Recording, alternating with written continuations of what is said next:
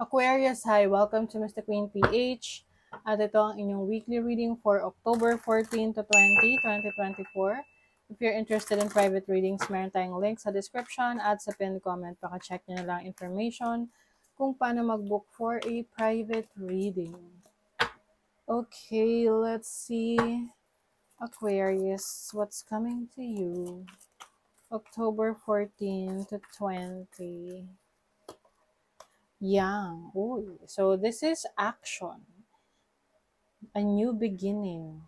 It's like you're expressing something. Pero meron ditong nagsisimula na something passionate. So yung iba sa inyo, this is a passionate relationship. Yung iba naman, this is your passion for your career, for a business.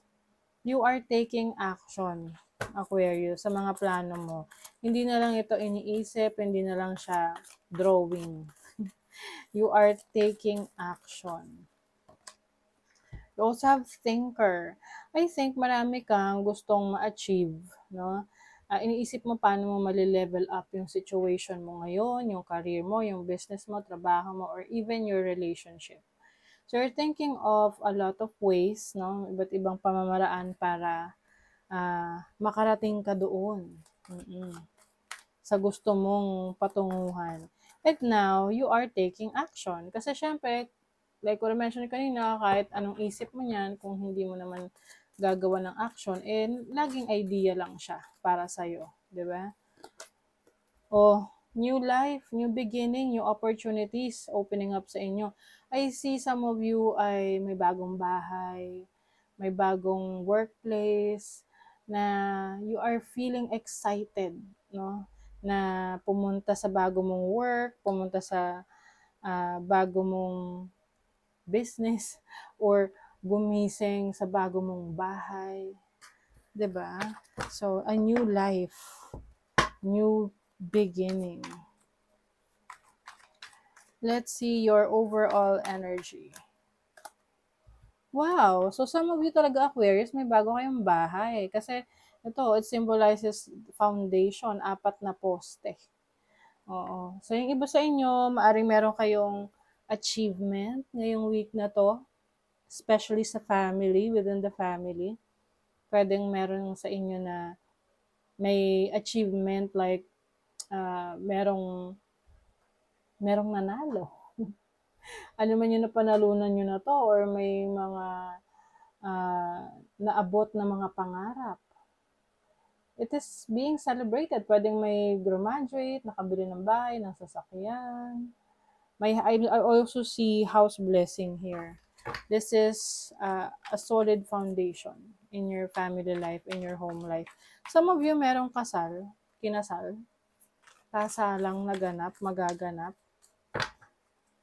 Or pwedeng kayo yung ikakasal, or someone na malapit sa buhay. Malapit sa inyo. Your challenge is the 6 of Cups. Merong energy from the past na pwedeng still bothering you.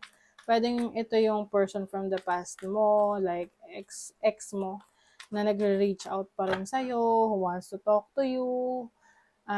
Syempre, kung itong ex na to ay merong hindi naging magandang nagawa sa buhay mo, sa'yo, mag-isip ka. Mag-isip ka muna kung bibigyan mo ng chance. Kasi parang nanunuyo, kaya lang, I don't know kung ano yung intentions nito sa'yo, pakiramdaman mo. Bakit siya bumabalik? I also see some of you, parang hindi pa kayo nakaka-move on from your past.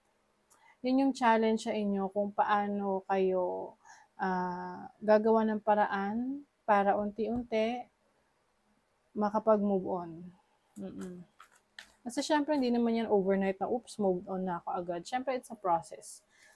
Pero kung hindi mo hayaan yung sarili mo na mag-undergo dun sa process, parang masastay ka sa ganyang sitwasyon na, wanting for something na wala naman na sa buhay mo. Your opportunity, the Queen of Pentacles. So, ang gandang opportunity nito. For some of you, merong ang tawag nito, promotion sa trabaho. Mas magandang posisyon for you. You also have an opportunity to have a baby. So, pwedeng ikaw yung mabubuntis or yung partner mo, someone in the family. Kasi may new life din dito eh. So, maaring there's an energy of a baby coming in sa buhay ninyo. And also, if you have a business, you have the opportunity to grow your business. As in, talagang lalago talaga siya. Your blessing is the Eight of Wands. Merong good news na parating sa inyo. Ano tong good news na to? Oh, fourth house, tungkol sa bahay. Okay? Maaring kung nag-loan kayo ng bahay, housing loan, ayan, ma-approve na kayo. Or kung meron kayong inaayos na papeles, titulo sa bahay, ayan, okay na. Ma-approve na siya. Some of you naman, sa parents to, sa family, may good news. Kung tipong nagkasakit yung nanay nyo, tatay nyo, so, ngayon nakaka-recover na sila, ganyan. So, let's see what else pa. Money, career, finances for Aquarius. You have the Ace of Swords. Oh, this is communication. Kung kayo naghihintay ng update, mensahe galing sa in-applyan nyo, or sa isang project, sa isang business venture, ayan, may message ng parating. The world. So this is overseas. Some of you, pwede itong international trading, pwedeng work sa ibang bansa. A lot of opportunities are coming in for you. Okay? Meron din ditong may ending of, parang itong ending na to, good ending siya kasi ibig sabihin you have accomplished it. Na may proyekto ka, tapos andun na, natapos mo na. So, it calls for a celebration. And I also see some changes in your finances, like positive changes na mas mababalanse mo yung cash flow mo. Your love life, Ten of Pentacles, the High Priestess. I feel like if you're in a relationship right now, pareho kayo ng partner mo na matalino pagdating sa pera, wais pagdating sa pag-handle ng finances ninyo. And it's good for your family, it's good for your relationship. Kasi there's stability, nabibigay nyo yung needs ng bawat isa. If you're single, there's a possibility na, alam mo yung kahit na successful ka, you still feel lonely. Oo, may magre-react na naman dyan. Kung masaya ka as single, good for you. But there are also, minsan aminin nyo, no, na lalo na pag successful ka na, because you want to share that success to someone you love, diba? You genuinely love. Ako, for me, as long as I'm financially capable, financially stable, I'm all good, diba? Oo, para sa mga single dyan. You have Jupiter in Capricorn. Wow! Jupiter in the 10th house. This is about opportunities sa career path ninyo. I'm seeing a lot of opportunities sa trabaho, may expansion, so pwedeng, yun nga, may promotion sa work. Yung iba, may opportunity to work abroad. Meron talagang secrets. May secret. So, 8th house, Venus and, meron kayong secret admirer, Aquarius. I don't know if you will allow this in this in your life.